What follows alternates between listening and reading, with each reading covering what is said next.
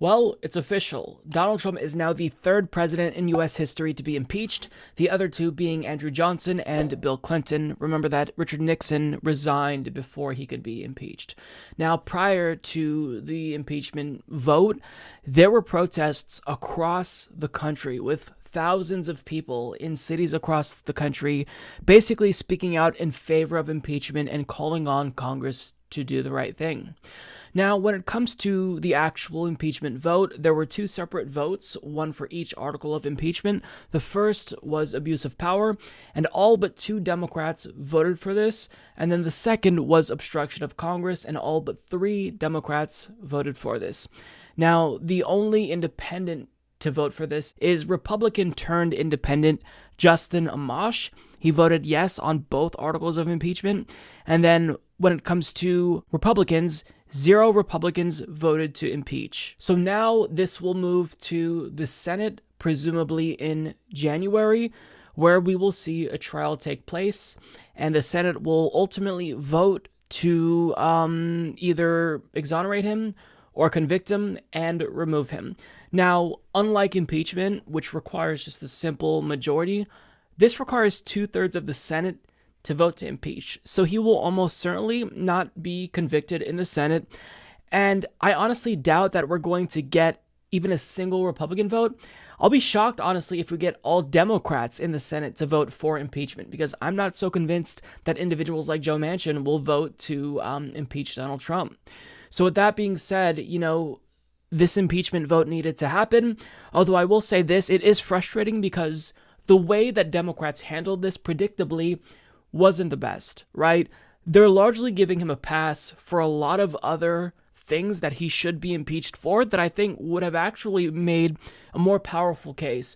So just to name a few, the hush money payments to Stormy Daniels, financial crimes, violating the emoluments clause, war crimes, human rights abuses at the border with his zero-tolerance family separation policy.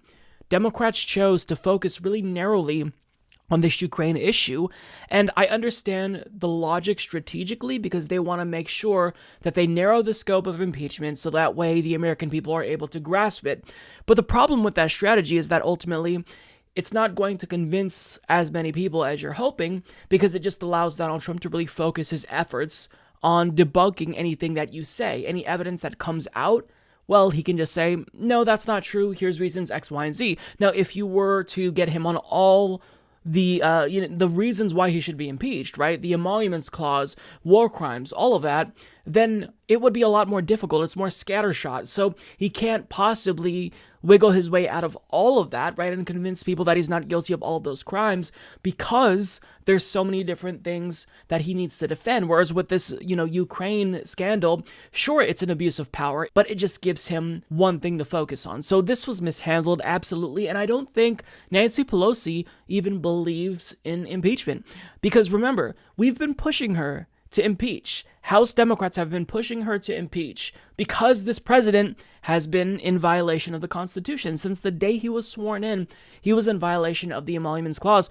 So Nancy Pelosi probably only begrudgingly pursued impeachment so, she would get progressives off of her back. With that being said, though, she did it. She checked the box. And she kind of did a shitty job. Not gonna lie. Not very happy with Nancy Pelosi, but I suspected that in the event they ever did pursue impeachment, this is what would happen. Nancy Pelosi wouldn't really do the best job. With that being said, I still am glad that Donald Trump was impeached, and he needs to be held accountable, because even if the Ukraine phone call is maybe the lesser of all of his crimes, it still is an abuse of power, unquestionably. But in a way, to not pursue him for other reasons, which are all impeachable in my opinion, in a way, Democrats are still giving him a pass even if they impeached him.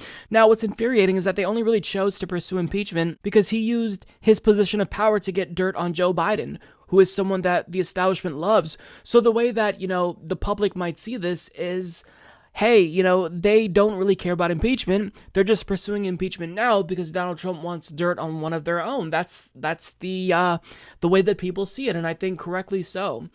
However, credit where it's due, the fact that impeachment happened is important. It's just that we'd have a more powerful case going into the Senate if it were handled more appropriately. Now, in the event Democrats took my advice and they, introduced, let's say, 5 to 10 articles of impeachment, which they could if they wanted to get him for everything.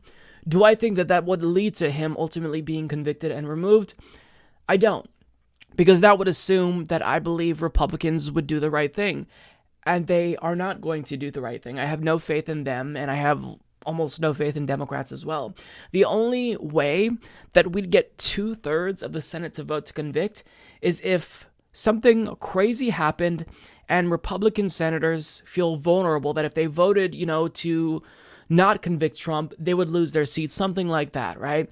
But I highly doubt that type of situation will happen. And even if that situation did happen, I still don't know that Republicans would be principled, because they're not principled. They do what is politically expedient, and they are all about team politics. Democrats are the same, so I don't suspect this to go anywhere in the Senate. I think this is where it will die, in the Senate. Nonetheless, Trump is still impeached, and this really is historic. Only 3 presidents in American history have been impeached, and Donald Trump is one of them. Rightfully so. Now, he should have been impeached for more. That being said, he's still impeached. Accountability is really important. I think Democrats are right to hold Trump accountable. I think they undermined their own effort, especially Nancy Pelosi, who chose not to pursue impeachment against George W. Bush, which obviously is a war criminal, so he should have been impeached. There's a lot that I can critique with the way that this was handled.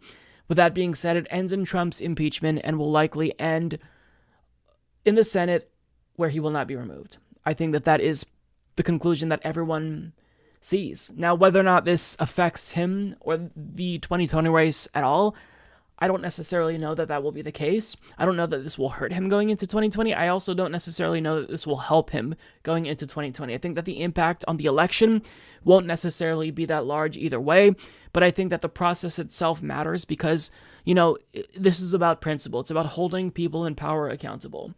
So we impeached the motherfucker, and I think that that's it. Good on Democrats for fighting. Really, I think credit is owed to people like AOC and Rashida Tlaib, who have been pushing Democrats to actually impeach. But here we are. I think I'm just going to start rambling if I continue talking about this because there's 1,000 things to say about it. Long story short, Trump has been impeached. Subscribe if you like this video, folks. Mike's tremendous, and he's doing a really, really good job. Many people are telling me about how wonderful the Humanist Report is. Bigly.